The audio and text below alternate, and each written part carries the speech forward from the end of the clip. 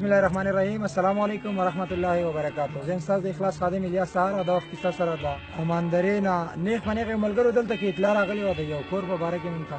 د دیر نه چا کډه راوړې ده او ذاتي باشنده هغه کسان وه د افغانستان دي خو ډېر زیات تکلیف دی ورته او بېګا هم ټوله شپه دلته باران ورېدلی دی. تاسو ته پته ده دا وخت کې هم د باران اندازه بیا هم ده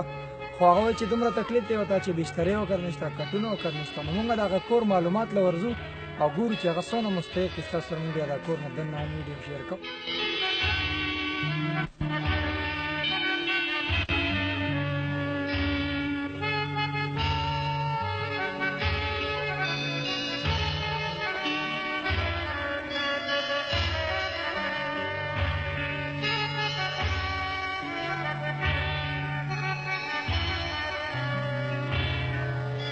څنګه تنظیم د اخلاص ویل بیا که نه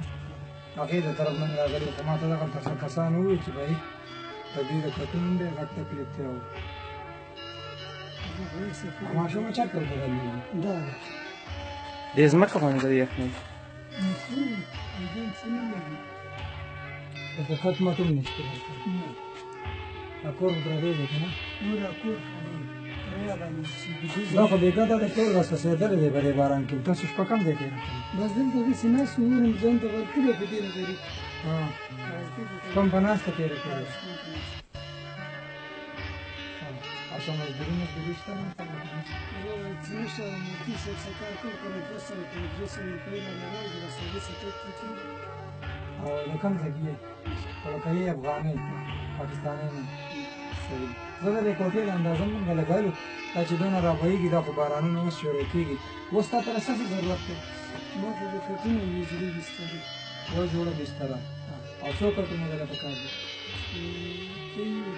2 کټه او 1 بستره. دا اوس چت دی دا چت دی دا پلاستیک دی له کوم ځای نه وړو؟ دا نور بازار نه په څو پیسو پلاستیک شو؟ شلکم 11 دلته مفتي صاحب نه 1500 روپۍ زه الله دې خیر وکړي. مونږ انشاءالله کوشش کوو د اخلاص تنظیم د طرف نه تاسو ته نن ماښام ته د خیره دا بسترې او کټونه راورسوو ښه انشاءالله. زه اوکې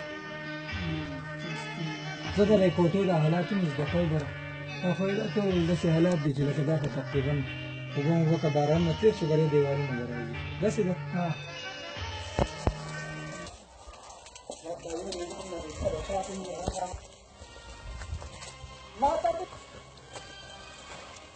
ملګرو څنګه چې تاسو زموږ سهارنۍ ویډیو کتلې وه د هغې کور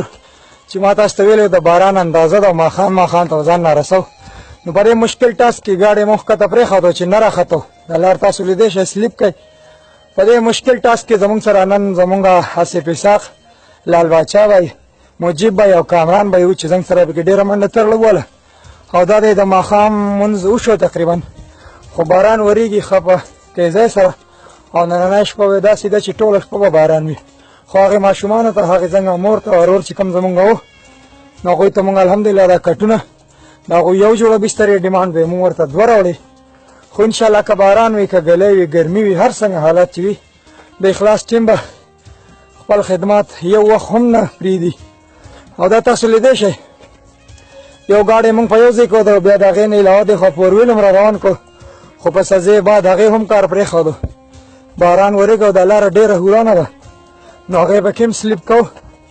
دا آصف بھائی دی مجیب بھائی کامران او لال بچا دا سامان اخیستی او انشاءالله مونږ چې ورسره کومه واده کړې وه چې د ماښام نه مخکې به یې دلته رسو هغه بره کور تاسو لیدی شئ نو دا والا اوس انشاءالله مونږ وړو د خیره زمونږ سره اوسئ.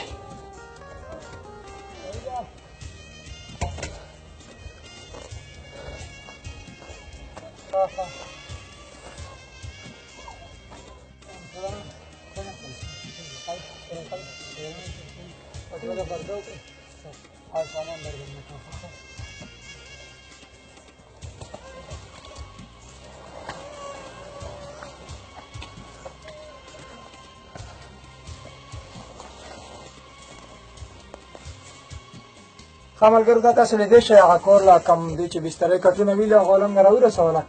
خو دا د ماښام دی د ماښام مونځ شوی دی او د دوی دا نننۍ شپه به بیا داسې تېرېده بهر ډېر زیات تېز باران هم ورېږي دا د دې حالات کې به دې بوجۍ باندې دوی به دې ته دا اور ځان ته ټوله شپه به بلۍ هغه هم که ډکې وي په کور کې لرګي وچ نو حالات داسې شپې نو د اخلاص ټیم په دې باران کې په یخنۍ کې دا ماښام راورسېدو نن او دوی سره چې کومه واده مونږ کړې وه چې نن شپې له به انشاءالله راځو نو هغه بسترې او هغه کټونه هغه راورسېده وروره دا چې کومو خلکو رالېږلي ټول مسافر دي د خپلو بچو د رزق نه یو نوڼی راشو کوي داسې خلکو ته ځان ورسوي هغوی ته دې څه وینا ده هغه ته دا ده چې الله تعالی دې کامیاب لري او الله تعالی دې ول نور هم وسه توفیق ورکړي چې دې غریبانو سره کومک کوي چې غریبانو سره اخلاص